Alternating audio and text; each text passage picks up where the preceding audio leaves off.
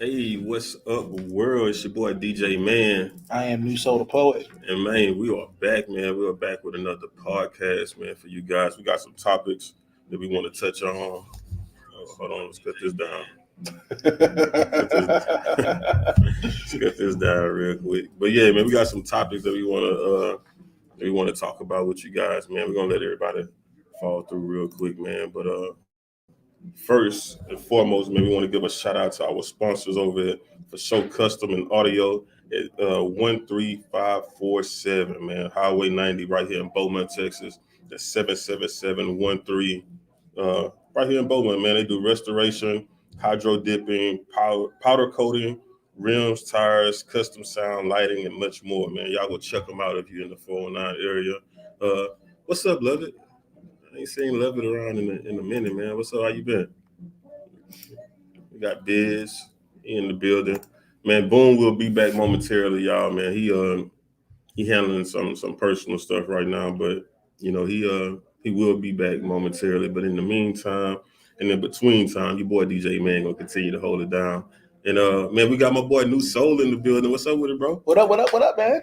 Man, just moving and grooving, you know. Yes, sir. Yes, sir. Yeah, man. So for those that don't know, man, my boy New Soul, man. The name is New Soul the Poet, but I know that you're very, very into the lyrics and stuff. That's why I mess with you. Yeah. You know, so tell everybody a little bit about, you know, yourself, man, and what it is that you do, bro. So I am New Soul the Poet. I'm a local artist from down here in Beaumont, Texas.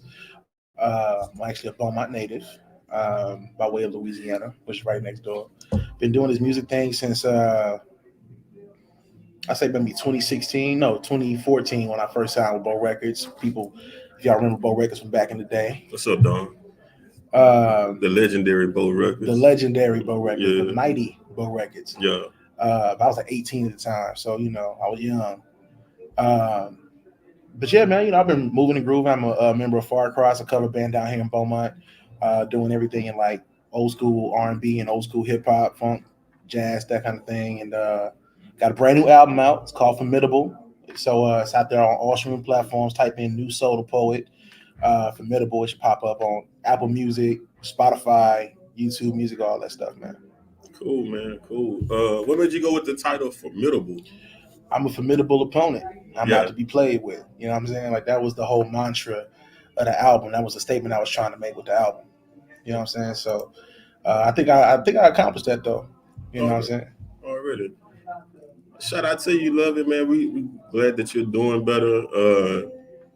Man, that's look. I'm gonna tell y'all, man. You know that's what Boone is out dealing with right now, man. You know, unfortunately, my guy has got COVID once again, so he's fighting. He's fighting with that, man. So you know, y'all keep Boone in y'all prayers, man. Prayers up, Boone. You know, he's been dealing with it for 2 weeks. At first, he ain't had no symptoms, man, just like last time, and then boom. You feel me? And what's crazy is, just like last time, me and him was together. Like I'm talking about day in, day out, bro, for like the whole week. The morning he got tested for COVID, me and him was together that morning. He got COVID, and I don't have it. You don't have it? No. You got tested, right? Yeah. All right, cool. Appreciate that. Yeah, bro. Hey, I got stuff coming up, man. I feel you, brother. Like it's crazy, man. Like I've been around people, man. It's crazy. Like a few times, bro. I'm talking about as close as me and you are. And damn, bro, look. I think I've had COVID twice. My wife had COVID, and we didn't know it. You know what I'm saying? We thought it was the flu. Oh, so she went symptomless. Oh, she had. Yeah. Okay. It gradually got worse. Yeah. You know what I'm sayed? But I laid in the bed with her, holding her every night. You brave, man. I'd have been on the couch. Maybe you gonna have a whole room to yourself. Man, look, bro. Hey, look, I'm gonna tell you, man. I believe in prayer, brother. I do too. I prayed about it, and man, I held my wife, bro. I never got it. That's a good husband. That's a great husband. I ain't that brave. It's new soul, love it. N-U-S-O-U-L. N-U-S-O-U-L. So, and it's all one word. Okay. That's good information. My boy Biz said he had corona a couple hours ago. Oh man, come on. Hey, I'm not gonna care. One time I was at a bar. That's hilarious, man. I was at a bar like right when COVID like was a thing. It made national news. They ain't shut nothing down yet. Yeah. And I went to Little Woodrow's, and I was gonna be funny. And I ordered Corona, right? Nobody else in the room had one, and so everybody passing me by, like looking at me drinking that shit. Man, what's crazy is the Corona beer sales actually went down. Yeah, I know. That is crazy. Like people really thought they was gonna get it. If they drank Corona. That's crazy, bro. It kind of makes you wonder, like, why they pick Corona for the name though? Like, I think it's a longer name. They just shorten it down. The coronavirus. So like. Man. I would have sued somebody if I was Corona. But the coronavirus itself has been around since the 50s or the 70s. Yeah, I wonder. So it was way before the beer company. Some people just have a really good immune system. I guess so, bro. I guess so. I caught that shit twice, and I have a great immune system. I thank God, bro, that you know, and I actually think I had it before. I just. You know how it was that. You know how like if you pay attention to yourself, you could tell when your body is going through like a change, something is off. Yeah. So it kind of sends you warning signals and shit. Man, yeah. So I just started. I had a little tingling here, bro, and I felt my temperature elevate, and it was like that for like a whole day, and I just couldn't get it right. So I started going through my little holistic stuff, man. Going through my teas. That shit worked though. Bro, and then the next day, man, you know, hey, I'm straight again. All right. Yeah. But that was before I even knew about a coronavirus. You feel me? What year was like this was like the year of the the year of. All right. Yeah. I caught the shit like I want to say a few months into it. No, 7 months into it. I caught that shit in July. Right before my birthday too. What's up, Eternal? They said they want to hear some of your music, bro. I'm listening to you, man. I'm just reading some of these comments. What's happening, y'all? What's up, Patricia?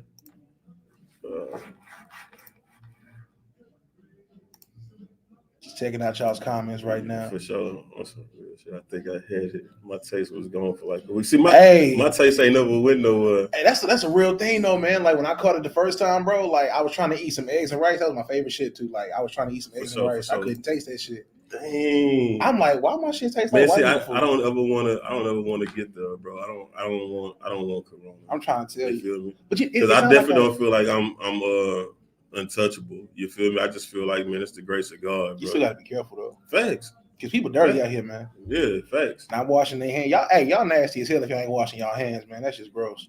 Yeah, man. There's other ways to get it though. It ain't just the. I know, but it's just that give me the heebie-jeebies though. Man, Don said the worst part was losing a sense of smell and taste for 18 days. Couldn't even smell gas or taste whiskey. And I feel the blood, but I don't smell it. Did you get the vax? Man, look. I got vaccine twice, 3 times. I got the vaccine. I wasn't gonna go, man. I wasn't gonna get it, but a good friend of mine advised me to get it because of how much I'm in the public. Yep. You feel me? And that was the only reason I done. I wasn't gonna do it, but I didn't get the booster, and I'm not gonna get the booster, man. I feel like I'm good. I'm getting all the boosters. I'm getting all of them. Like every update they got, like an iPhone, I'm getting it. Shoot, man. Because now, like, it's as a musician, like they won't let you in certain venues unless you're vaccinated and shit. So I have to be up to date. Yeah, exactly. And me, being a VP, the football team, I got to be certain places, and being in the corporate field, like they're gonna want you to be vaccinated in certain places. Yeah. So I got my card. I'm legit. So don't ask me for no boosters. I'm not doing that. That's funny. Yeah, man. But we're gonna get into some of these topics, man. We got some good ones for y'all today. The first one we're gonna talk about is P&B Rock, man. Rest in peace. Rest in peace to P&B Rock, man. Unfortunately, he passed away a few days ago. They say because his girlfriend dropped the location on social media, and they were in Los Angeles at Roscoe Chicken and Waffles. At the Roscoe Chicken and Waffles. I always thought that name was funny. Roscoe Chicken. Man, when I first heard it, I thought it was a parody, bro. I thought so it too, because it sounds so retarded. Like, like I don't want no damn chicken with my waffles. Then you eat the shit. It's like, you know what? Roscoe, you might have did something. Bro, I definitely understood. For some reason, I don't know why the name Roscoe is just funny to me, bro. Well, I thought it was a joke. You know what I'm saying? Because, like, I think I heard it in Friday or some shit. I don't know. But, like, I heard Roscoe Chicken and Waffles. I'm like, that sounds so absurd. Like, yeah, who would want chicken and waffles? But anyway, PNB Rock, man. How do you feel about it? Do you feel like it was up? Man, I feel like social.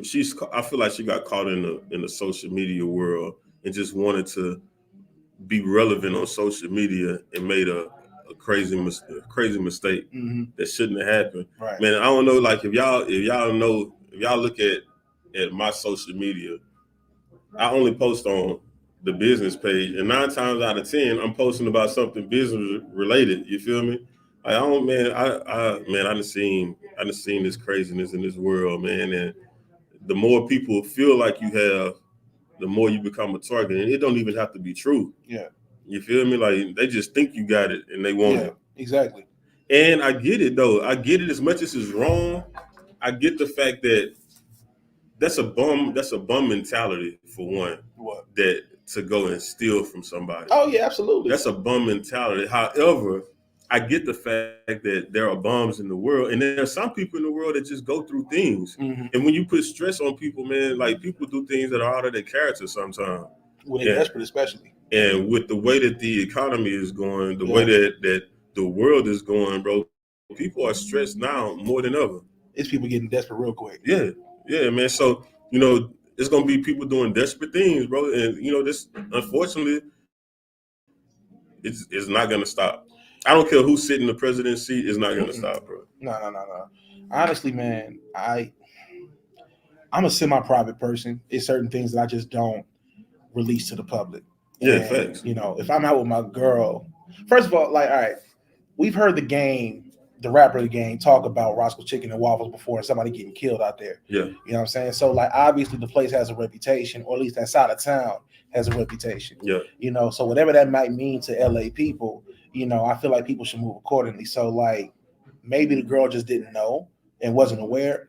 But either way it goes, whether you're unaware or not, something can still be traced back to you. You know what I'm saying? If she did not drop the location, how would people know where they were? Man, and I'm feeling Don on this. He say, how you going to rob and kill a dude while he's eating?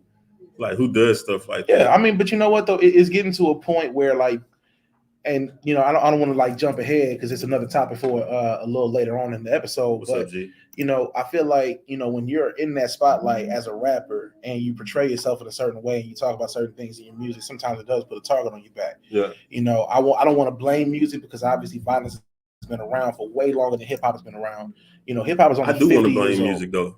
You want to blame music? I definitely want to blame music. You know why? Because music is a form of brainwash. And the things that we preach about is the things that we are teaching each other and our young. Yeah, that's true. You know what I'm saying? We are bringing these things into our community, into our society. And it's like, how can you say you want one thing, but then you talk about something else? Yeah. And the things that you think about is what you bring about. The things that you talk about, the power of life and death is in the tongue. Be careful what it is you're talking about. Absolutely. So, yeah, I agree. I definitely want to put it on music because I feel like it needs to be addressed because that's the only way we're going to fix the problem. Like, we can always put the issue off on others and say, this is the reason why. But you're going to always give that reason the power to fix your situation. Correct. If you say, okay, I need to fix myself, then you're your problem and your answer. Yeah. And, to piggyback on what you're saying, there was back in, I think it was maybe 96 or 97. What's up, Joy? Around the time where Tupac and Biggie were killed, Quincy Jones held a summit. Yeah. And basically his message to all the rappers that were in attendance, because Dr. Dre and Suge Knight were in attendance. Yeah. Heavy D, I think, was in attendance. The people of the time. And he was like, look, y'all really got to take more responsibility for what y'all saying. You know what I'm saying? Because y'all are influencing a whole generation of kids, and they don't know that what you're doing is purely theater. You know what I'm saying? Or at least it's supposed to be. The thing with hip hop is when you invite street people in, they come in with street people problems. and they put street people problems into their music, and then the kids coming up under them think that shit is cool. And not to make this a racial thing, but like white people who don't really know what the black experience is can sometimes think that that's what blackness is. And so when they try to act like us and they get around us because they may be brought up in our neighborhoods, they try to emulate not what they see the people in the neighborhood doing, but what they see their favorite rappers doing. Well, see, look, I'm gonna say this. I know for a fact, and I didn't know this until I started coaching football, and that's crazy. But I know for a fact that a lot of my white friends hadn't had any real experiences with black people. They only experienced us through TV, exactly, and through media, which it gives us more of a reason to be more careful with how we present ourselves to the world, because that's how they are perceiving us, not understanding that it's entertainment. But they think like if you notice, that's why I hate those doggone hood comedy movies, bro. You know what I'm saying? Where you always have the black guy that's the rapper, the black dude that plays sports, the black dude that's a gangster, and the black dude that's a weed head. It's like, bro, like, so you got people like they really feel like that's all they go on in the hood. And it's like, man, it's crazy because there's business owners in the hood. I have pride in the hood, bro. It's the hood that raised me. It's the hood where I got my knowledge and stuff from. You know what I'm saying? I seen the hood take care of his own. You know what I'm saying? Like, but these things never get shown in the media. They never shown. They only show the bad side of it. Like think about it. What if they start talking about the suburbs? They start showing the pill popping in the suburbs, the cheating in the suburbs, the suicide rate in the suburbs, and that's all you see over and over and over. Guess what? You're not gonna want to go to the suburbs no more. There was a story that came out about like a middle-aged white man, recently, the inflation thing has been going around, and it's hitting everybody. It's not just hitting the people in the lower class. The middle class is getting hit too. This brother, or not brother, but this dude has been provided for his family for years. He got like 2-3 kids, got a wife, and he took a picture with his kids, and he's smiling and everything, but you would never know that he was going through what he was going through and was on the brink of suicide. You know what I'm saying? So like suicide rates in the middle class is for sure like that. If you bring more light to that thing, and like of course the drug use and everything like that, like it would be a whole different conversation. Look, I'm gonna say this. You're right. You know what I'm saying? The suicide rate in the middle class is high, and this is my theory on that. Right? A lot of people in the middle class didn't struggle to get to the middle class. Nope. You know what I'm saying? And I was doing research on it a few years ago. The middle class is becoming obsolete. And there's a new class called the creative class for content creators. Right? So you're either going to be really well off or you're going to be really poor. And for the first time ever in life, I hear people that were once in the middle class complaining about what we were complaining about in the hood. I'm like, bro, I remember growing up, you know what I'm saying? Like, I grew up in poverty, bro. And I remember growing up hearing the complaints in the hood. And now I'm starting to hear those same complaints growing up. And as I'm headed toward the middle class, you're hearing them. Hearing it. I'm like, bro, y'all never used to have these complaints. Why are y'all complaining about some of the same thing? But now because they're being affected by the things that's going on. But that's because their class is going away. But inflation is the great equalizer because not just inflation, but poverty is a great equalizer. Everybody who is at least look, and let me say this because I'm seeing a lot of comments about race. This has nothing to do with race. Absolutely nothing to do with race. It has everything to do with classism and everything to do with economics. That's what this is about. Exactly. You feel me? Like, it has nothing to do with race. That's the reason why I say the middle class and not white people or black people or whoever. There's a big difference. You feel me? There's a big difference. So, go ahead. My bad. I just wanted to let that be known. I forgot where I was going with it. My fault, bro. I seen too many comments about white privilege and all this other stuff. I've never said nothing about white privilege. We didn't say anything about white privilege, but it does exist. But that doesn't really apply here because it's not just white people in the middle class. There's also black people, black professionals in the middle class. And that's what I was saying. Poverty is a great equalizer because when you're comfortable and you're able to provide a lifestyle that your family's cool with, you're cool with. You got a nice little crib, you got a cool car, not a cool car, but you have a cool family car. You know, a nice little SUV in the driveway. You know, you're in this cushy lifestyle because the middle class gives you enough breathing room. I'm gonna to get have to this you, life. Tennessee. So like, you know, you have this lifestyle in the middle class, and then inflation pops up. Yeah. And now you got the same problems that you used to laugh at people for having. Yeah. You know what I'm saying? You look down at people and, you know, turn your nose up at these kind of people, but you don't understand, like, I grew up in the lower class. You know what I'm saying? I remember what it was like to have to eat eggs and rice, you know, for every meal. Not because it was good. Because you ain't had no choice. Exactly. Yeah. It was good. Don't get me wrong. We knew how to cook. But like that wasn't a choice. We had to have that. Otherwise we went hungry. You know what I'm saying? So I remember what it was like. Yeah.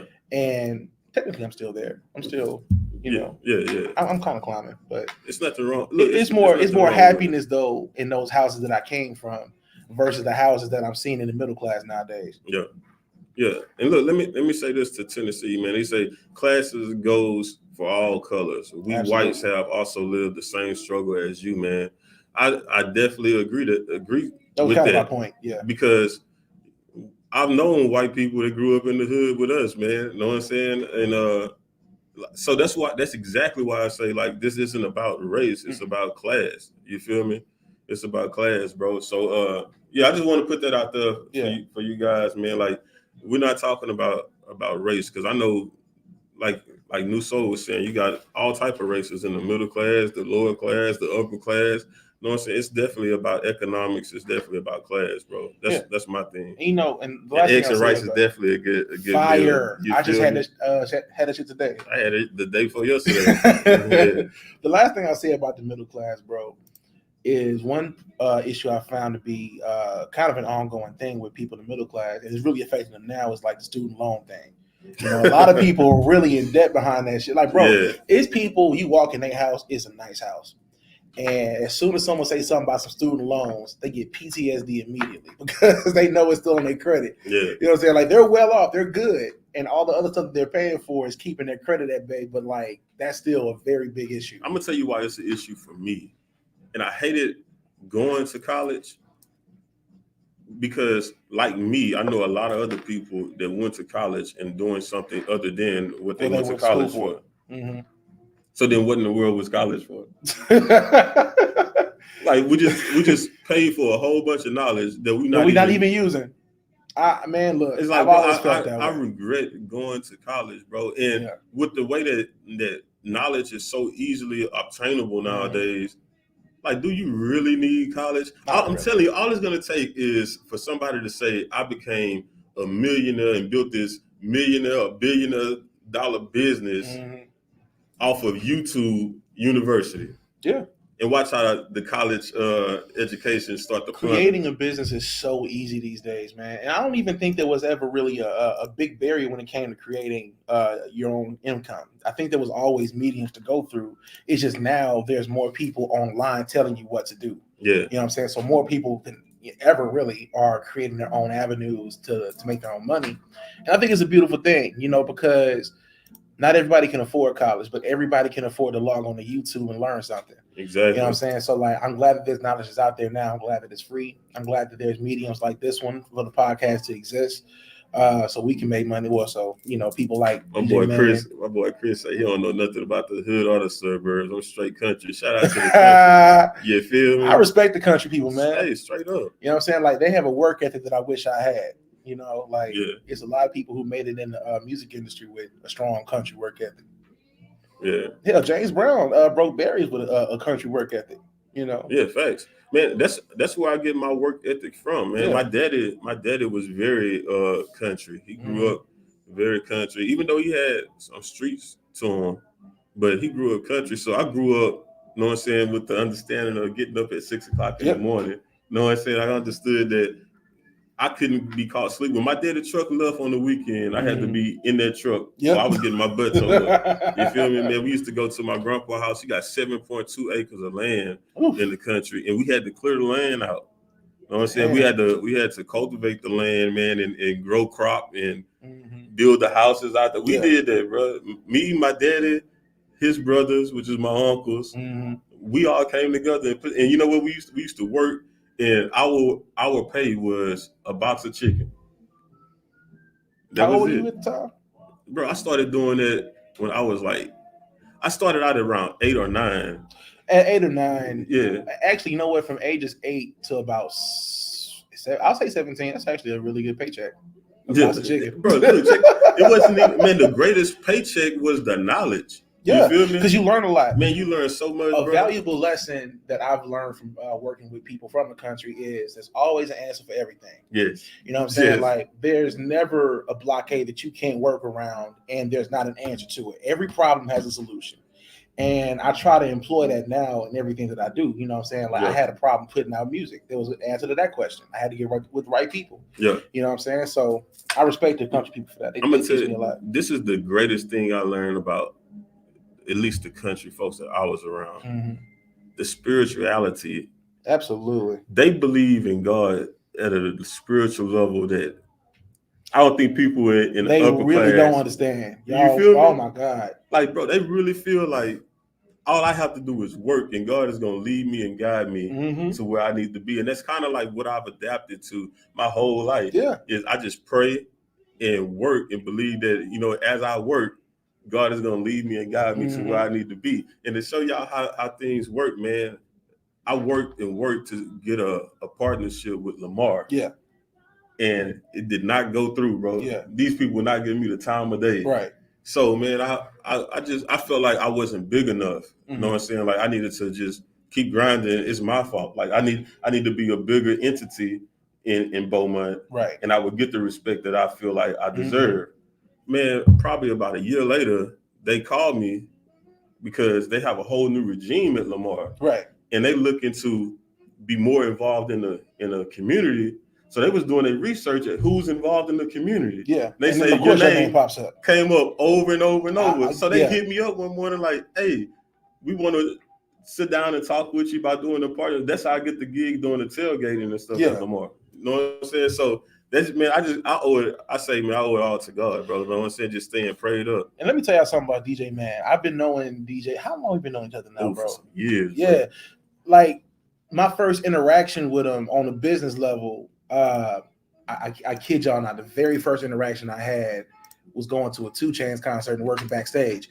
You know what I'm saying? And it's just like, all right, how are you this plugged into the community that you know you're doing something on this level? Like, that was a really high level.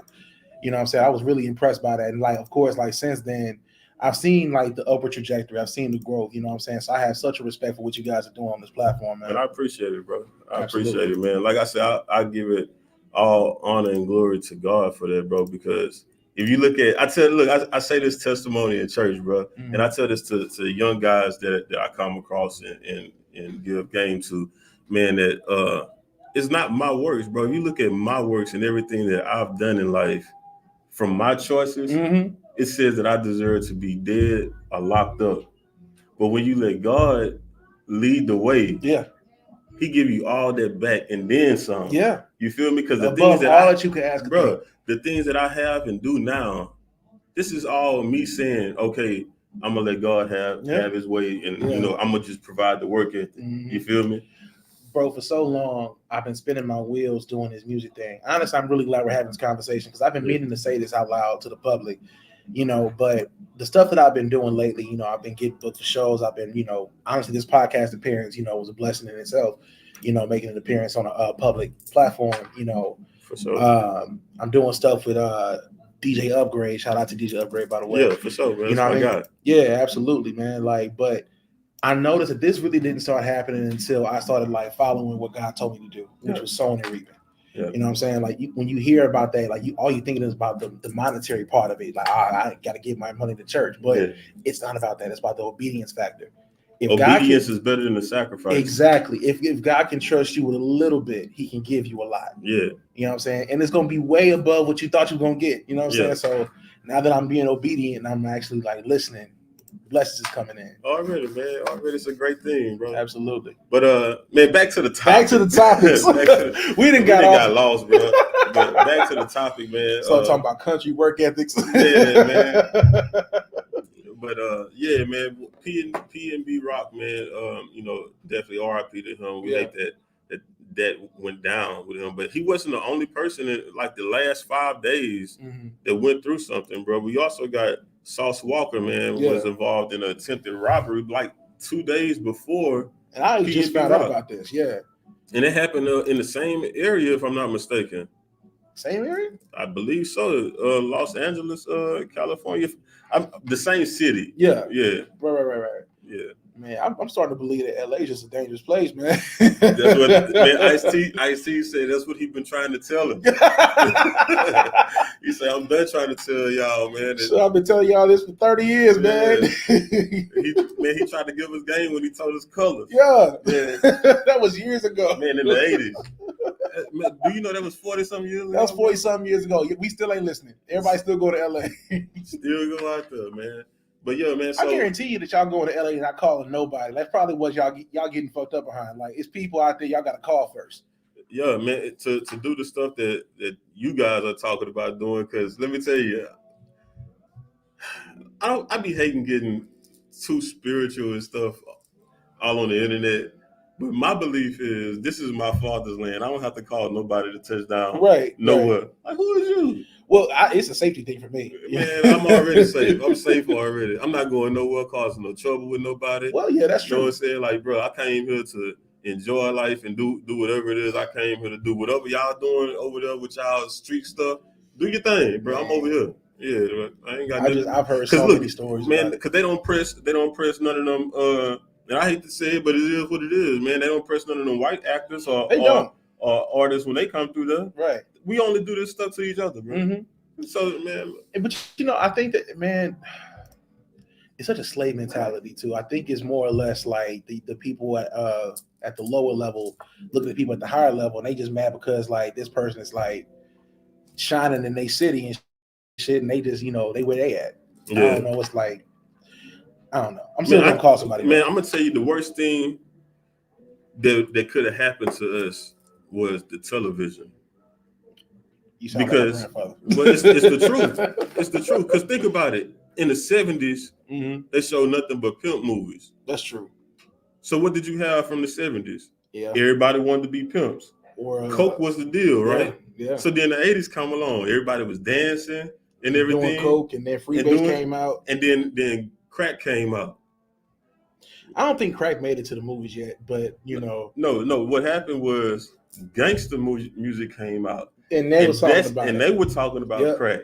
And then that's when you had crack and gangster music coming out, and it was all in our media. So that's what guys did in my era. We're like, that's the way to go. This is all I see. Yeah. When I go outside, I see this. When I put on the TV, I see this. I aspire to be this because this looks like success to me. Right. And honestly, man, I've always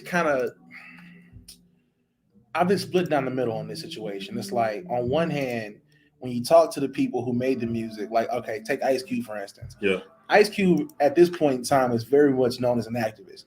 And you talk to him. Sauce is over pasta. But like Ice Cube, when you talk to him about songs like "Fuck the Police" and shit like that, it influenced a lot of people. Well, I don't want to say influence. A lot of people cited it as an influence to go out and inflict harm upon police officers. Yeah. But then you talk to Ice Cube about it, and then he said, "Well, man, we just made this because we were sick of this stuff happening in our community." I feel that. And then when you look at his verse reflects that, but you look at MC Ren's verse and it's completely different. Well, that's why? Because you can be in one neighborhood, you could be on one street and see the different people that seen the same thing, and they have different mentalities on it, bro. Different perspectives on it. Ice Cube took a more militant stance, and MC Ren was more of a violent stance. You know what I'm saying? So. Yeah. I feel like I'm nerding out with the hip hop knowledge right now, but that's what I do. But see that's the thing though. Like for me, like in my heart, bro, I'm a gladiator. You feel me? So when I'm in a situation where I'm pressed, it's not in me to curl up or anything. Like so when I'm around violence. I choose to get away from it because I know when violence comes to me, like there is no limit on where I'm going. You feel me? So I stay away from it because I know if you're playing the wrong game with Absolutely. The wrong person. Yeah, You know, for real. Leave me out of that. Yeah, exactly. You know what I'm saying? But some people look at it and they play thinking that, okay, this is cool. This is something cool to play with. Right. But everybody not playing. So that's the reason why you have MC Ren was on some. He's seen the same thing Ice T seeing. And Ice Cube, yeah, he seen the same thing that he was talking about, or the same thing he experienced, and he had a different reaction. Yeah, because he probably like me, one of them beat on my chest type people. Man, you come in here with your chest poked out like you're looking for somebody to have a problem with. Well, hey, I'm right up. I'm right up. Like, what you want to do? Yeah. So with the Sauce Walker thing, you know, do you think that his music invited what happened? No. That is okay. I think his lifestyle invited what happened. Okay. You know what I'm saying? Like, for instance, and I hate to sound like a hypocrite because I definitely walked around with all the jewelry and stuff on. Oh, I got okay. But what you gotta say? But what is the reason? Like, what's the reason? Man, what I realized is having, for me, I can't speak for everybody else, but for me, having that type of jewelry on was because you didn't have enough value in who you are. Yeah. When you have value in who you are, you don't need the jewelry to be something or to have value. Right. That's very correct. It's like having that much jewelry on. It's like what is that bringing to you? I have a theory. All right. If anyone's ever been to prison, you might, maybe you'll see what I'm talking about. I definitely haven't been to prison. Just want to put that out there. That's fine. I'm not saying you have. I know, but just for the viewers that don't know, he is not saying that because I've been to prison. No, I don't know nothing about prison. I didn't think you went to prison. But people in prison, when you go in their cells, they have pictures hung up. You know what I'm saying? Whether it be pictures of cars, maybe pictures of women, pictures of other rappers. And these are all symbols of freedom. Mm-hmm. As of right now, I don't know nothing but these four walls, and I'm not about to just be standing at these four walls. I want to see the shit that I wish I had if I were free. You know what I'm saying? So you start surrounding yourself with the symbols of freedom. You know what I'm saying? We are in a mental prison. A lot of us as Black people, and all we know is the hood. Yeah. So when we get some money, we don't know invest it, get a house. You know what I'm saying? Like the sensible lifestyle. Yeah. We don't know that. Yeah. All we know is we equate the jewelry, the big flashy cars, the giant house that we can't afford in a couple of years. We equate all of that shit with freedom, financial freedom. Because if I got all this shit, I must be good, bro. You're right. You're right. Except for the thing with the prison cell. From the people that I know that went to prison and stuff, right? Mm-hmm. They put posters and pictures and stuff on the wall because it inspires them to keep going. It gives you something to believe in, something to get back to. Mm-hmm. You know what I'm saying? It feels good to see, even though I'm down, to see my partners that I was free with, they still doing their thing. That inspires me. Right. Well, I'm not, the motivation behind it might be inspirational. Yeah. You know what I'm saying? But I think that the motivation for putting it up, it's a symbol of freedom still. Even if it's not pictures of rappers or girls, nothing like that. Like, this is still like my family right here. Yeah. This is still, memories that I've hung up. You know see, it's that right there, man. Where I be talking about that tension, that pressure that'll make a person snap, mm-hmm. right? Because if you in the free world, right, and somebody take a picture of your cousin Slab, and they rip it, you probably be mad, right? But you're not willing to case no case over a picture, no, right? However, if all you have is that cell. Mm-hmm. In that picture of your cousin, and somebody come and rip it, that just might be enough to set you off. That's very true. You feel me? It's a symbol of freedom. You taking away my symbol of freedom. Everything else behind that wall is just that's all I have. Exactly. That is it, and you just took that away from me. Exactly.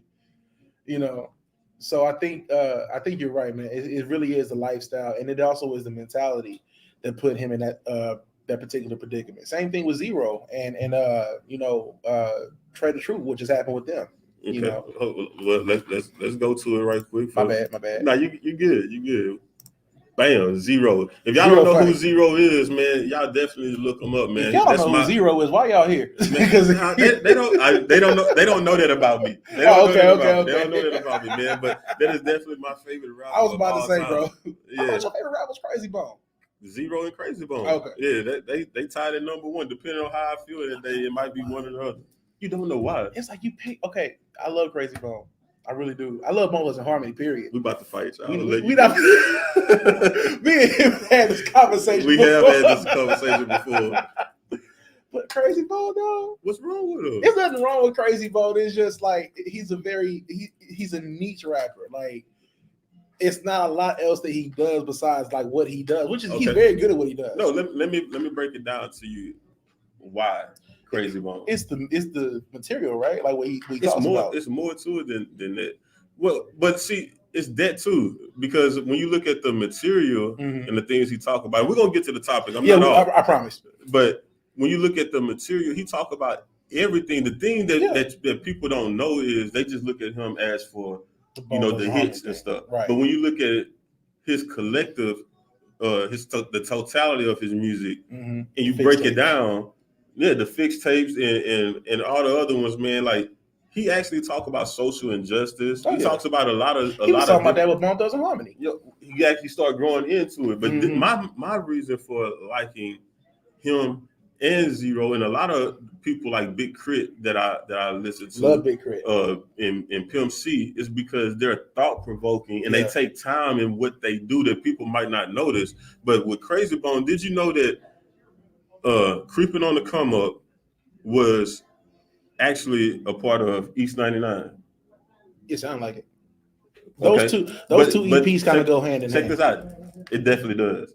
But Creeping on the Come Up, East 99, The Art of War, that double disc, was all wrote at the same time in the 80s. Crazy Bone wrote those while he was locked up. The only thing the other Bone Thugs members had to do was come and lay their verses. He had the chorus already, and he had his verse. Yeah. He had, and you know where he got that style from? What? He got that style from listening to Big Daddy Kane.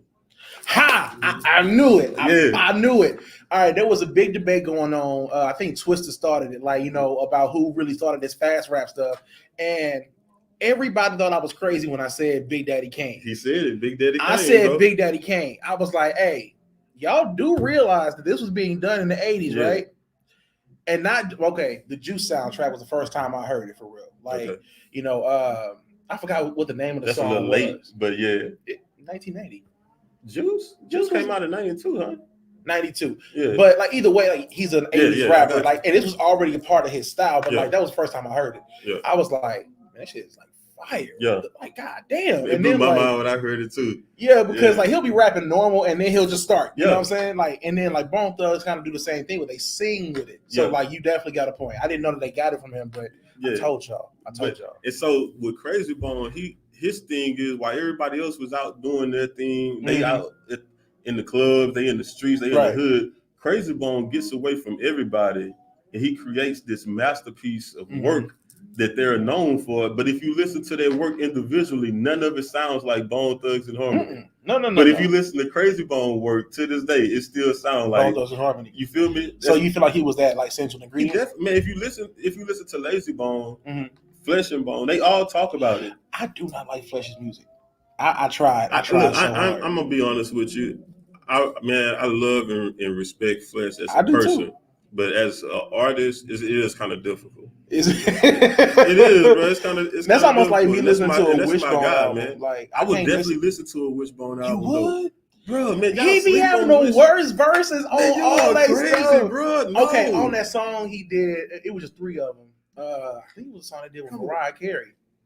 Stop it. And he had the worst verse. Stop it. I remember listening to it. Okay, but you got to realize Crazy had the best verse. You got to realize having the worst verse out of some top-notch stuff is still top-notch. I know. Okay. That's like with Tupac songs, right? Sometimes Tupac will come through, he'll kill it. Yeah, facts. And then the Outlaws will come and fuck everything up. That is very true. That is very I be listening, I be like, bro. That's one of those things where if you listen to the Outlaws outside of Tupac, you might like them. You might like them. But if you put them on the side of Pac, it's like, come on, they pale in comparison. Yeah. And it's like, I be rooting for them so hard. I be like, come on, bro. Because sometimes they be doing a really good job. All right, I like your verse. I like your verse. And then somebody else will come through. Joy, Bone Thugs is from Cleveland, Ohio. Cleveland, Ohio. Except for Busy, he's from Columbus. You feel me? Oh, I forgot about that. He was the only one that wasn't from there. Yeah. Did you know Laserbone stayed in Dallas for a while? Mm-hmm. Yeah. After he got shot? I watched like bits and pieces of the documentary. Man, I watch everything, Bone Thugs. Everything, bro. Back to the Sauce Walk. We talk about Zero, man. So your thoughts on Zero, you were saying that Zero. What was your thoughts on the Zero? I just think that the mentality of where they came from followed them there. You know what I'm saying? And I think that in that particular instance, that would have been the one moment to just let that shit go. You know what I'm saying? Like, it's too many cameras, it's too many, high name celebrities that are around. So what do you think Zero involvement was into the way that all played out? I mean, I don't know what the issue really was, because I haven't followed their careers for a while. You know what I'm saying? So it's like, when someone said that there was a fight breaking out between Trey the Truth and Zero, it hit my ear wrong. Cause I'm like, ain't they cool? Yeah. Because I've heard records with them two on it. Yeah. You know what I'm saying? And most records that people would regard as classics. Yeah, facts. You know what I'm saying? So it's like hearing Zero and Trey the Truth. Exactly. So it's like hearing that, them two are in a fight. Them two? Yeah. I don't know from what I understand, it's been going on for like a decade, they said. Yeah. Some stuff just boiled over and it just came out during that little issue. I don't like the way Trey the Truth just kind of is, man. Check out Zero, bro. I promise you. Man, look, if you like Bone Thugs, bro, you're gonna love Zero. And he don't always rap fast. Mm-mm. You feel me? Like, but he's got that melodic thing and everything he do. Exactly. And it's very reality rap. It's also very sleepy. Listen to this guy. Listen to this guy. It's like drenched in codeine. Hell no. You do know he rap fast, right? I'm messing with you. Like, I'm like, what is he talking about? Not Zero. A lot of the stuff is kind of sleepy though. I ain't gonna cap it. There's a couple of songs I'm listening to put me to sleep. But nah. Again, I don't know what the direct issue was. I know it's like past things. But like I said before, their mentality followed them to the. I don't think it's their mentality. I think it's Trey and his homeboys' mentality. I'm gonna tell you why. Because they had been beefing since 2007, 2008, right? And it wasn't a real beef. It's like you and Denzel not seeing eye to eye with each other, which happened today. Yeah, and you go your way, he go his way, and you hear through the grapevine that he's saying some stuff. You know what I'm saying? And you done had a couple of run-ins with people around the situation, but never with Denzel. Right. So you feel like, okay, there's definitely issues with my camp and his camp, but that's his camp and that's my brother. Yeah. You feel me? So me and him don't have a direct issue. So when I see him, like, I'm going to stay away from you, you stay away from me, but it's no issue between the two. So when you listen to Zero interviews, they asked about Trey, and he was like, he don't have an issue with Trey. And then on a couple of interviews, he talked about how he missed the relationship between him and Trey. He said everybody else want that ABN stuff back. He could care less about an ABN. He just want the relationship back between him and Trey when they were broke. Yeah. So when he seen Trey that night, Trey seen Zero. It was a stakeout. They knew where that dude was gonna be, and they got video of them waiting on him to arrive there. They let that man sit there, and then while he's signing an autograph with a fan, he said, Trey walks by and say, "Hey, bro, let me holler at you right quick." I heard that part. So he's thinking we about to have a conversation that we should have had, because he always aspired to have them get back together and be cool. Forget the music. I just want my friend back. Right. So when he thinking that's what's about to transpire, Trey punch him. And then when Trey punch him, the other four guys jump on him. It's like, bro, like, come on. And then you recorded. You had your own camera guy record that record that, because you purposely wanted to make me look bad. So now it's like everything that I thought bad that was going on, it just was confirmed. Exactly. And you really set out. It's one thing to have your enemies do something to you, but you being my brother, you really set out to You set me up. You set me up, man. You tried to tie down my whole reputation and everything in front of the world. This is what you know, my children, bro. Yeah. You know my kids, and you know this is how I feed my kids, and you try to take that from me. This is what Tupac thought he was going through at Quad Studios. Yeah. You know what I'm saying? Like that's kind of. Let me just fisticuffs. Fisticuffs. Oh man, y'all. I ain't gonna cap. I love that word, bro. Fisticuffs. Here's my thing. And honestly, I don't have much to say about the zero and trade truth things. I don't know the ins and outs of it. You know, it very well could be some things going on behind the scenes that nobody's privy to with them. Yeah, facts. But like, people out there who think this jumping thing is cool, bro. That's so damn weak, bro. Go ahead and run your one. You know what I'm saying? And once that shit is over with, patch it up. And look, let me say this. I get it, bro. I'm from the north side of Beaumont. You know how we get down. You feel me? So if I just grew up in a environment where if you beefing with my partner, right, it ain't no one-on-one. Yeah. You know what I'm saying? Like while y'all swinging, what I'm supposed to be doing, sitting there just admiring, like it ain't no one-on-one, bro. We all about to get, but it's rules to it though. It's rules to it. It's certain things that just shouldn't happen. Like if we in gang culture, right? If we in gang culture, bro, and I'm from one set, you from another set. We playing the same game. We go by the same rules. If I catch you lacking, you just got caught lacking. Give me back when you see me. It is what it is. But that's just rude because look, I can't lie to y'all. I'm gonna keep it all the way 1,000. When I was young and you know I'm in these streets, I'm catching the guy from the south, and I'm with my cousins.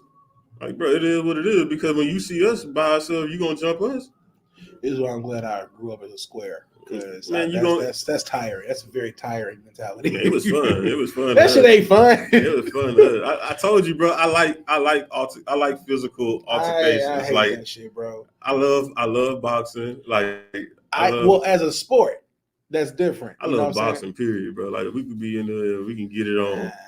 But as I grew up, man, you know, you realize, like, bro, look, I realized that, you know, in this world, we go through a spiritual war anyway, and we're supposed to be here to help each other through this life. Right. I didn't know that as a kid. Like, you know what I'm saying? I didn't know that. I looked at my ops as my ops. When in actuality, that's my brothers. Right. And that's the mentality I grew up with. Who cares that they from the other side of town? Mm-hmm. That's because you don't own those blocks anyway. That was my biggest beef with gang culture, man. Like even as a kid. Man, but look, it ain't about the blocks. I get it. It's not about the blocks. It's about the fact that my daddy, my grandpa walked these trenches.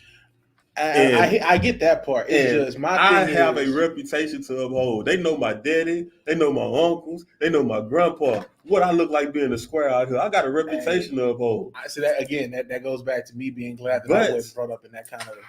But what I've done is got my son away from all that. Yeah. So now he have a reputation to uphold. Yeah.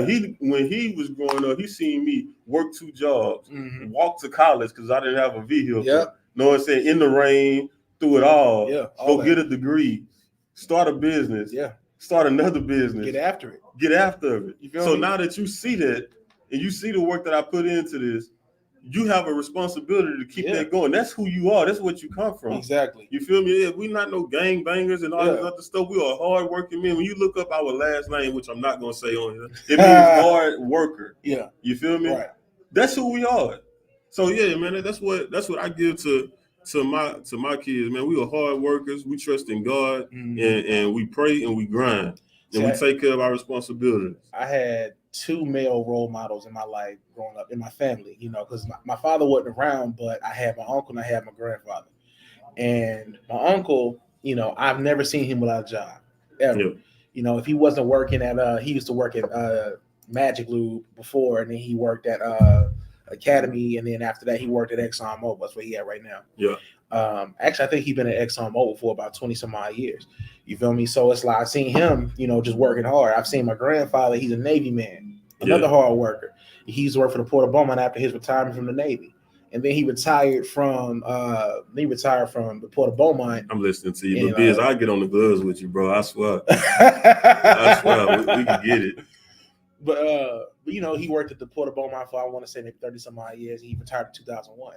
All I've ever known my entire life was people who went up, got dressed, and went to work. Yeah. And that was like the mentality I grew up with. But instead of applying it to the 9 to 5 life, I was like, what if I apply the same mentality to this entrepreneur stuff? You know what I'm saying? And it's starting to work out now, you know what I'm saying? But it took a while because you had a whole lot to learn. Man, look, and let me say this also, because I don't want to mislead anybody out there. Yeah. My parents didn't teach me to gang bang. You feel me? Like, my daddy was a hard working man, still is. You know what I'm saying? My grandpa, man, that dude was, man, look, he had 16 grandkids staying with him at one time, with him and my grandmother. Oof. At one time, him or my grandmother never once made any of us feel like we wasn't wanted. Oh, welcome. You know what I'm saying? Like, we had a place, we had order in the house. We had to be up at a certain time. We all had to carry our own weight. You feel me? So, and they made do. You know what I'm talking about? He's taught us how to pull resources from one household to another and made something for the whole family, bro. Yeah. And I seen him work at the plant to buying a 2-story house on the corner of Magnolia and Isla in the north end of Beaumont. After he bought the house, he bought the mechanic shop on the side of the house. Our family, my daddy, my uncles, my big cousins, when they didn't have a job, they could work at the mechanic shop. That's the most beautiful thing in the world. We learned how to work at the mechanic shop, and then after he continued on working, and we was running the shop for him in the daytime and stuff, and eventually he bought the apartment complex. It's a lot there now, but it was an apartment complex right across the street. Right. So we all moved out of their house and was able to stay at the apartment complex. And we paid rent and stuff over there. Our parents did. Yeah. Paid rent and stuff over there, but we continued working at the shop. That was the money for the family. We took that, and he eventually bought a car dealership that's on Concord. Man, see? You feel me? So that right there, bro. I learned how to hustle from watching the men in my life growing up. You feel me? They showed me some great work ethics. But this is really why, like, having a strong male role model in the household, you know, or even just in the family in general, is so important. You know, like, I didn't have a male role model always in the house, but I did have one in my family who would gladly come and get me and, you know, have me rolling with him all day. You know what I'm saying? So if you got kids and you would do, you know what I'm saying, like, go ahead and, you know, make sure you that proper father figure. These kids need it, man. Got to, man. But man, we're gonna pay a couple of bills real quick, man. We're gonna let y'all check out this clip from Q&A's real quick, man. But y'all check it out, and we'll be right back. Let me get this off the screen real quick because y'all don't need to see that stuff. Everybody, it's Leah with DJ Mann TV, getting ready to film another episode of Q&A's.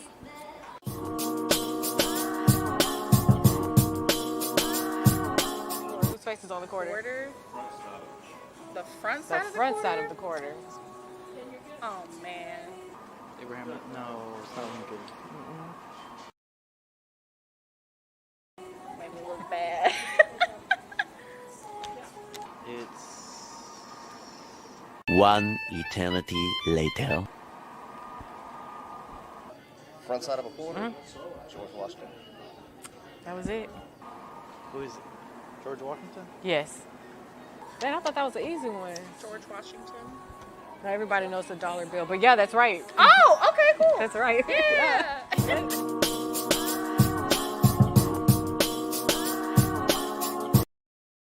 All right, man. We are back, man. What up? We're gonna get into Purge Law, man, aka Safety Act, man. What are y'all thoughts on this Purge Law, aka the Safety Act? You know what I'm saying? Like, what are y'all thoughts on that? What you think about it, bro? When I first heard about it, you know, like, because it's being labeled by social media as the Purge Law, but I read something earlier where it's like they do an evaluation, I guess, where it's like they won't release you if you're still like a threat or something like that. Yeah, it's something to that effect. You know, so I think that, of course, social media, like, they read a couple of sentences and then they start posting shit and then it gets labeled as something completely different. You know, because when I read an article said it was partially false. It's not really a purge law. Facts. It's just, you know, something to protect people who may be innocent. You know, so I actually think it's a little brilliant. You know what I'm saying? Like, I don't agree with it wholeheartedly because you still letting guilty people go sometimes. Like, you know, obviously. But but the same goes for the opposite. You're knocking innocent people up exactly. too. So exactly. So I would much rather have people who were actually innocent and maybe just caught a bad break or whatever. Like if they can get out and they can go through their little trial without getting hurt in prison. Because I'm gonna look up his name, but it was somebody that actually killed himself over what happened to him in prison. Like he was held. That happened a few times. Man. Yeah. He got held for a few years before his trial even started, and like he was acquitted. That's the thing right there, man. They say in certain prisons, especially the one in Cook County, you got people that are sitting there 4 to 8 years before they can actually go to court and see trial.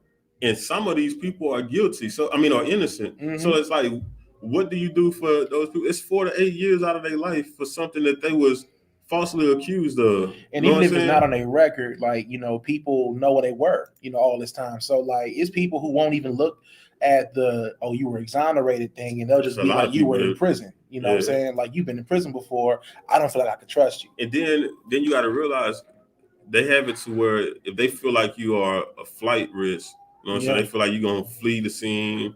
They feel like you're a danger to the community. These things will keep you from being able to use this Safety Act. You know what I'm saying? So it's not just let everybody free. Yeah. So if you have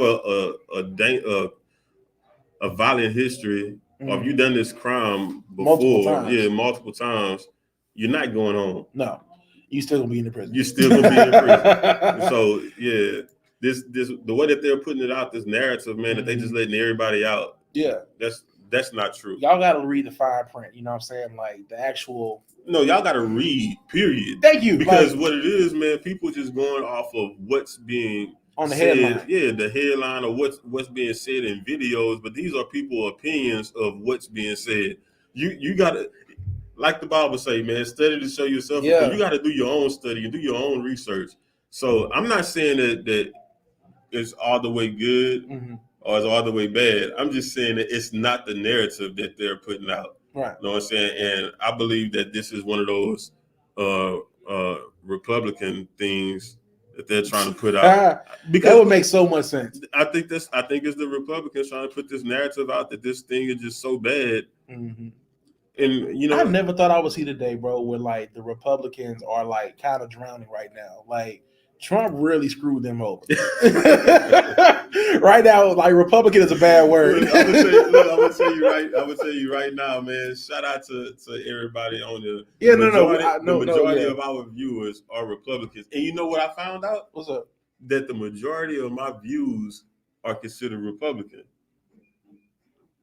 The thoughts and opinions of New Soda Poet don't necessarily reflect that of the DJ Mann platform. I'm just saying, brother. A lot of my views are considered according to our comments. I mean, but you gotta I gotta keep it real with y'all though. Like Trump did screw y'all over, man. Like what happened at the I'm not a Trump supporter. I'm really not. I'm not. And they know this. I have no we family, but y'all know how I feel about Trump. And I'm a guest here, so I don't want to offend anybody on the in the comments, but like I just got to be real with y'all. Like the stuff that we make our own futures at his face. Exactly, absolutely. But like what I've seen in the news and like what I'm seeing like going on, all the trials that he's going through and people around him are going through. I'm like, bro, he did y'all dirty, bro. I would, if I were y'all, I'd be pissed. I would be so pissed. My boy Biz kept it 1,000. He said, "You right, G. I let the cute chick, aka mainstream media, do my homework this time." Hey, it happens, brother. It happens, man. I think we all had that happened to us, man, when we see a headline or we hear people's opinions on a video and be like, bro, that's stupid. You know what I'm saying? Like you just start going off of your emotion and like instead of thinking like, let me go research this and make sure what they're saying is right. A lot of the biggest issue with this is sensationalism. You know what I'm saying? Like these articles will make the headline sexy enough to where people won't even open the article, but they will share it. And like those are still that still counts as clicks. Folks, bro. Look, I don't mean to cut you off, but you're right. And you know what the media locally does? They'll put pictures up of something that go on that's like violent or something, right? But they'll use pictures from like black people fighting at like Chuck E. Cheese or something. Yeah. And talk about violence that went on something somewhere completely different. Yeah. and it wasn't nobody black involved. But if you look at the picture, it's black people. Yeah, but all they're talking about is the violence going on in America. But the way that you're framing it, that you framing it, bro, it looks like you're talking about black people are violent. And when you read the comments in the comment section on the news, that made me want to fight some people. Bro, check this out. This is what I be trying to explain to our audience, man, because they be saying that racism and stuff isn't real and stuff. But check this out. What I think it is, I think where we stay and where they are, we just getting different experiences. Yeah. Because here, it sounds like the knocking on the window. Because here where we are, trust me, it is alive in bucking. Yeah. Yeah, most definitely. Man, the first time I looked at the comment section on our news Facebook page, I was floored. You know what I'm saying? I was 21 at the time, and this is around the time everybody was trying to convince me. I did read that Eternal. Everybody was trying to, what happened? You talk about the police will not get involved if there's a trespass or on your property. That's dangerous. That part is really dangerous because bro. Because what are you supposed to do? It's not dangerous at all. Look, I got a Glock 9. But not everybody owns a gun. Listen to me. All right. I got a Glock 9. I got a Glock 40. I got a shotgun. I got a 223. I got 2 dogs outside. And I got 1 inside the house. Trespass if you want to. Yeah, trespass if you want to. You ain't going home. I'm letting you know that now. At least not with an arm. You're not going home. And I'm going to let you know, bro. Look, I love everybody. I swear I do. I love everybody, man. But if you are a threat on my land or a threat to my family, I'm not shooting to injure nobody. I'm shooting to get rid of the threat. Yeah. So, hey, man, just do what's right. Just do what's right, because I'm not out trying to hurt nobody, but I will protect mine. Oh, yeah. So, if you know that you stand in a place where police aren't going to get trespassers off your property, and this isn't going to go into effect until January, you got a few months to get yourself together. Mm-hmm. Get it together, man, because I want everybody to be safe.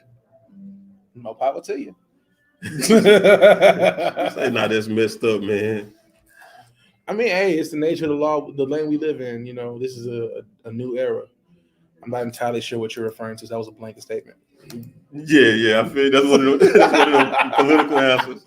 Exactly. It's just the times we live in, man. What can I say? Yeah. Oh, man. Hold on, Eternal say that's why I moved to Texas from Chi-Town, because Chicago believed it or not. I heard the stories. Strictest gun laws. Wow, you really? Serious? Well, hey, that's why I'm in Texas. Because, hey, man, you stuck on my property. Them 2 pit bulls they gonna alert the house. And if you get in that yard, hey, it is what it is. And if by some chance you can get past these 2 dogs that got free range to the yard, I got another one in the house too. Yeah, it is what it is, man. What you want, man. I was scared of dogs until I was 23. I should have said that out loud. I grew up around dogs, bro. I see. I didn't. Yeah, I grew up around dogs. Man, my grandpa had. Hey, look, Carlos, man. My bad, y'all. That's my guy, man, and a potential sponsor of the channel. So I gotta talk to Carlos. So if I just abruptly just get up and walk off, it ain't because I'm dissing y'all, man. It's because that's my boy, and we got business to handle. I'll still be here. Yeah, New Soul will still be talking with y'all.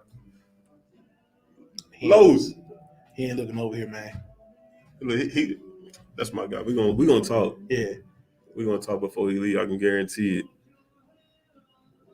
So I was just going to start singing. TikTok has ruined this song. Man, can y'all hear that? Can y'all hear that? Can y'all hear the music?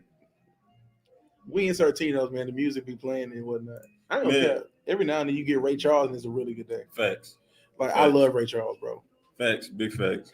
Man, but so we agree that we on the fence about this whole purge thing.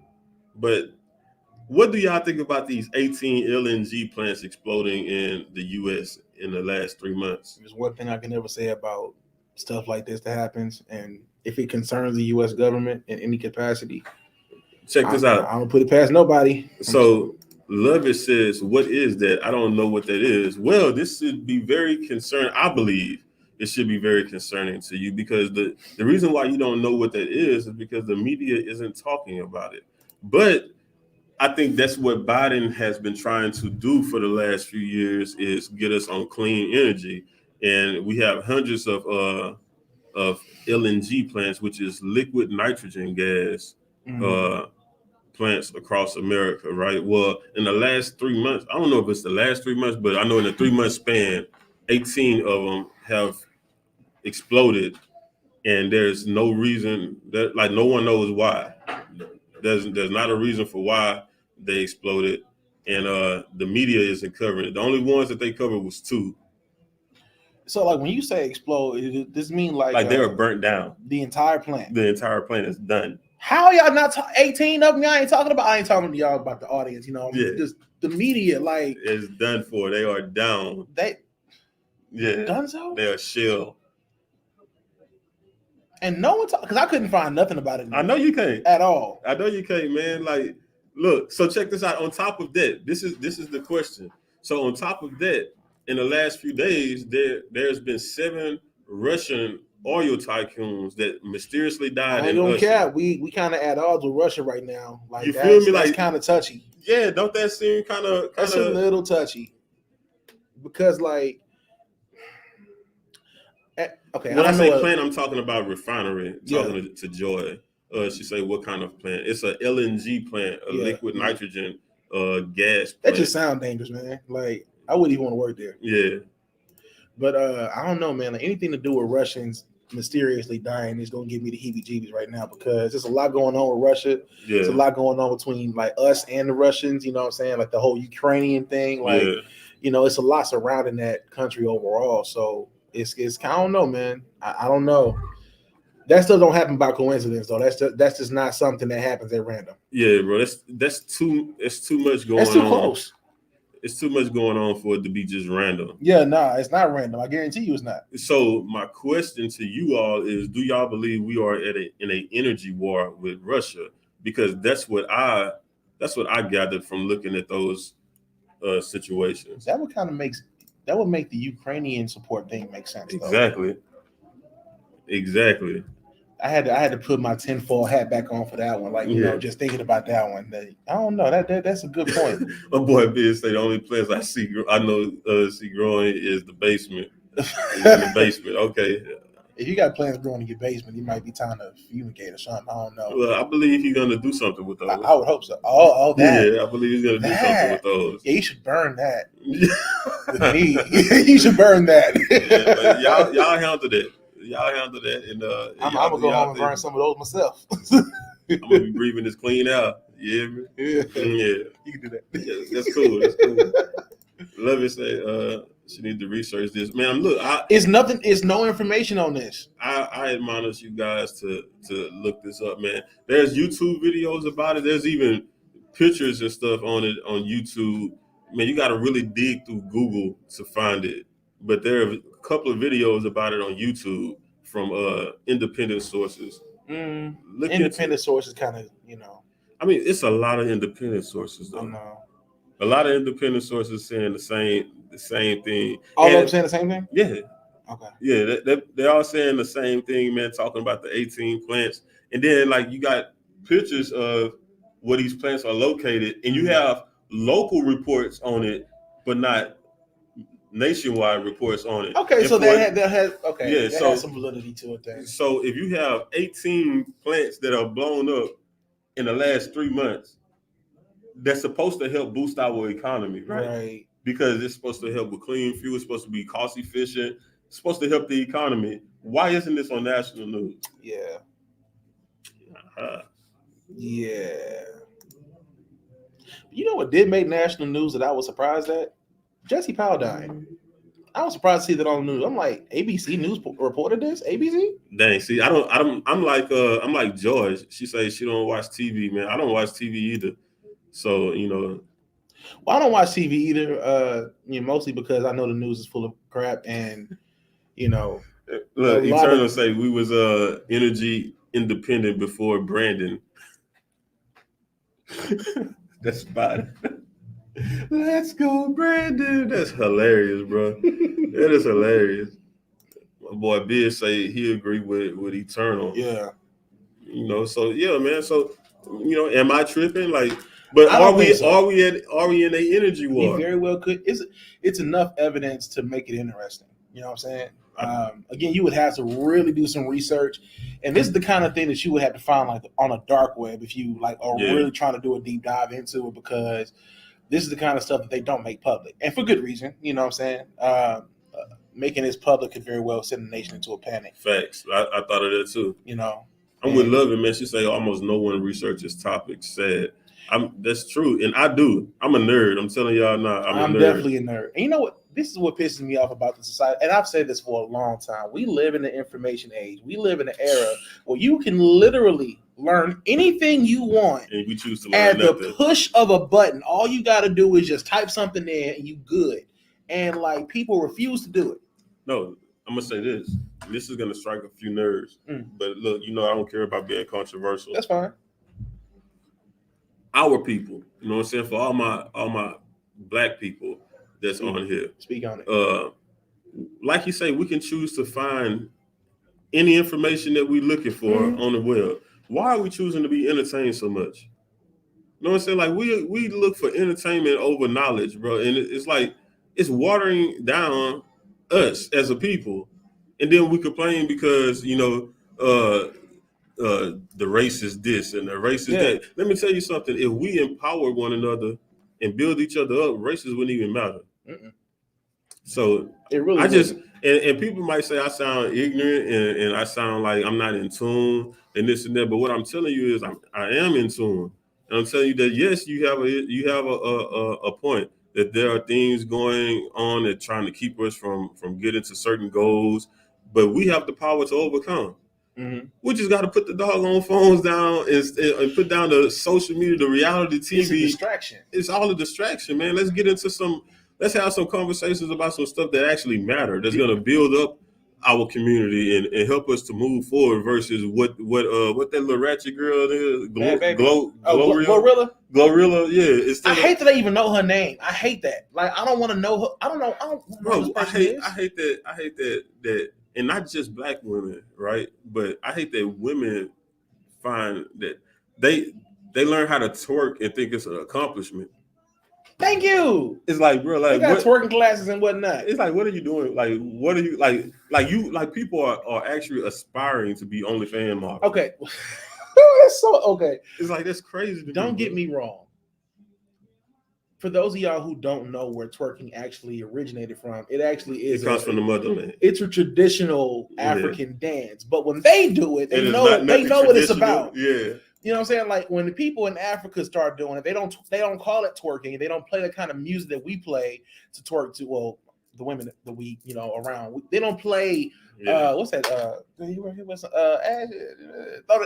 B King. Look, don't get me wrong. I listen to some B King, bro. You listen to B King? Boy, hey man, look, you got to realize I am a DJ still in heart. I mean, I get it, but man, I B King come throw that. Hey, I ain't gonna lie to y'all, but it be live. I don't like these songs, but there's a time for everything. Yeah. There's a time for everything, bro. People they are spending so much time on the wrong shit. I can sit here on Facebook for however long and scroll. I will see stuff about like all these people on Love and Hip Hop and all the bullshit that goes on in Valley and all the shit that goes on Power and everything. Don't get me wrong. These are great shows that I don't watch because I don't need it. You know what I'm saying? Because I don't know. I'm tired of looking at us in those kind of predicaments. I'm tired of seeing us with guns. I'm tired of seeing us at arms. My boy Biz is hilarious, bro. That man say twerking 2020. Oh man, that is hilarious. Hey, look, I like ass as much as the next man, but like, there's so much more to life than just that, man. Like, you know what I want to do? I want to go to Africa and get off the grid for about maybe 2-3 weeks. I want to go to Morocco. That would be great. Yeah, I want to go to Morocco. Just anywhere where I can turn my brain. I can turn not brain off. I can turn this thing off. You know what I'm saying? And like just be in one, not with just nature, but also with my mind and my spirituality. Thanks. You know what I'm saying? And so much more in my mentality and my psyche would get accomplished. Man, Joy talking about something similar, man. She says DJ, the older I've become, the more I'm learning. The more I like learning something every day. I read a lot at night. Yeah. Also, man, like I'm with you. I'm with you on that same thing, man. Like I binge nerd. You hear me? Like, man, I go through time. I just binge. I'm either digging into just learning about life or whatever the topic is. I like at learning that something time. every day. Or I'm big into history, right? So, Yeah. man, for me to put the Bible with history, Yeah. like it's just fascinating to me, bro. It's crazy how much it correlates. You know what I'm saying? Yes. Because some people don't realize this. And this is why, like, when black people say that Christianity is a white man's religion, I scoff at you because you sound stupid. The majority of what happens in the Bible takes place in Africa. Yeah. You know what I'm saying? And a lot of the Middle Eastern places that are in the Bible, you don't realize it, but they were a part of Africa before, you know, all this whatever happened. You know what I'm saying? Like, what you know as Africa these days, it's not the same Africa from the Bible. Neither is Israel. Exactly. Yeah. You know what I'm saying? Like, people don't realize that. And look, and you know, I'm definitely not into bigots, and I'm definitely not one to say my race is better than any other race. Absolutely not. No. Or anything like that. But I have reason to believe, and I kind of hinted at this before, man. But I have reason to believe that my people here in America didn't originally come from what you guys call Africa now. Mm-mm. You feel me? Like, there's too many of us with different features, you know, facial features. Facts, bro. That's not who we are, man. What about what is it, the Pangea? We were here before. Were we? Yeah. Yeah, yeah. Doing the Pangea, a lot of us days? are actually indigenous to this land. Exactly. Yeah. Exactly, man. Because so, if y'all didn't notice, a lot of Native Americans were also of what we would call African descent. And look, you from Louisiana, like my people, bro. Mm-hmm. You know what I'm saying? My I can show you pictures of my grandmother. She is a red-skinned Native American. Yeah. You know what I'm saying? Mm-hmm. My great grandpa, her father was a oh man, look at it. I got you, Sean, for sure, man. I appreciate you, bro. But her father was a pale skinned Native American. He was real light skinned with blue eyes, and wavy hair, a real Frenchman, right? So, you know, like we have that in our bloodline. So for me to say, okay, I'm African American, I don't know if my people came from Africa. I don't know that, but when you look at it, like, I don't know if my people came from Africa during the slavery days. I'm gonna say that. You know what I'm saying? But when you look at it, I don't know. It's just the math doesn't add up. The math not mathing, how they say nowadays. It just doesn't add up. So I'm not sure. So I don't claim that, bro. I mean, I definitely, you know, I claim my blackness. You know what I'm saying? Like, I definitely claim. I should have said that, but like, I'm very much like into going back to Africa. I want to definitely trace my roots because I want to know where I come from directly. Yeah. You know, so I can absorb the culture of you know, wherever my origination is from. But like with my family, man, like, to your point, you know, we kind of we show up to the hospital. We just kind of take whatever color comes our way. We got so many different colors in my family, bro. So I know for a fact we can't be full-blooded African. As a matter, I know I'm not full-blooded African American. I'm made up of like 7 different nationalities. I'm part German, I'm part French, I'm part Native American. Of course, I'm part Spanish, actually, which is where, you know, the hair comes from. Okay. I'm part Native American. I think I said that already, right? And you partly in my family now, so you feel me? We locked in. You know what I mean? So like, yeah, I'm so many different things, and it's like I don't know which part of me to celebrate sometimes. You know what I'm saying? Because it's a lot in Juneteenth. I definitely celebrate Juneteenth for sure. I be want to barbecue on Juneteenth. It's going down. Oh my goodness, It's going down. Next year I'm definitely barbecuing. I had to work this year, but nah. I celebrate Juneteenth. I celebrate the 4th of July, man. You know what I'm saying? I don't. I can't do that. I do, bro. I'm gonna tell you why. You know what I'm saying? Like, a lot of people, I know a lot of people that say, man, why do you celebrate the 4th of July? Mm-hmm. Our people here fight for the freedom of this land. They did. So, man, I'm not about to let they struggle and they just go to waste. They sacrifice and go to waste. Like, I'm partying with the rest of the house. You got me messed up. We ain't gotta be in the back house, in the back room no more. We up here. Yeah. Yeah, we partying with the rest of the hour. Where the drinks at? Yeah, we in there, I'm man. not gonna cap. If somebody invite me drinking on 4th of July, I'm not gonna turn it down. You know what I'm saying? Man, I'm I'm definitely going- taking me some 4th Man, I'm shots. going to party. And look, and I'm wearing my my red, white, and blue. Yeah, you're going too far. I'm doing it all, bro. You got me Remember messed- that little period got in me the early messed up. 2000s when like everybody's wearing red, white, and blue? It was in everything, bro. Bro, I already got the red, white, and blue Air Max. You feel me? Like, hey, it's going down, man. Man, I'm with Joy, man. You hear what she say? She What? say, man, we all brothers and sisters, just different recipes, still human absolutely, kind. absolutely. Facts. And, Mine come with a lot of Creole seasoning. yeah, man. And I'm with Levy too. Exactly. Why isn't it on national news? Honestly, man, it's a lot of stuff that hasn't made national news that if you learn about it, you would be very surprised that this isn't like more global. Yeah. You know, it definitely deserves, this particular subject in particular deserves a lot of attention. Bill You know? say he jealous of our hair. Hey, man, a lot of people don't know, man. I used to get picked on a lot in school, even our own people. You know what I'm saying? Because you know how hair is more coarse, Yeah. right? Yeah, Well, when my hair starts to grow out, it gets it's curly. real curly. Yep. And so he's like, man, got a process. It's like, bro, I can't help it. My hair is curly, bro. Like my hair is not coiled up. It's curly. If I showed y'all what my hair looks like when it's grown out and moisturized, like y'all would swear I'm a dark skinned DeBarge. I swear to God. Yeah. You I'm know. 100% agreeing with a good splash of old Motown. So for sure. Hey, For sure, shout man. out to Motown, man. Man, shout out to Eternal, bro. Like, shout out to all y'all, man. We're gonna get out of here, man. We gotta go ahead and wrap this up. But shout out to all y'all, bro. I appreciate y'all for rocking with us, man. For real, for real. We're gonna see what we could do about getting New Soul back here once again, man. We might play some of his music next time. You feel me? Let y'all get a gander of what he brings to the table musically. Before we go, remember that's NUSOUL. Any platform, type in New Soul Formidable. Listen to the brand new album. It's And man, y'all do me a favor and keep that boy Boom in y'all prayers. Yes. You feel me? Man, we want my boy to get well soon. We love you, Boom. For sure, brother. For sure, man. You get back here, man. But that's it, man. That's all we got, man. It's your boy DJ, man. That's New Soul the Poet. And we out. One.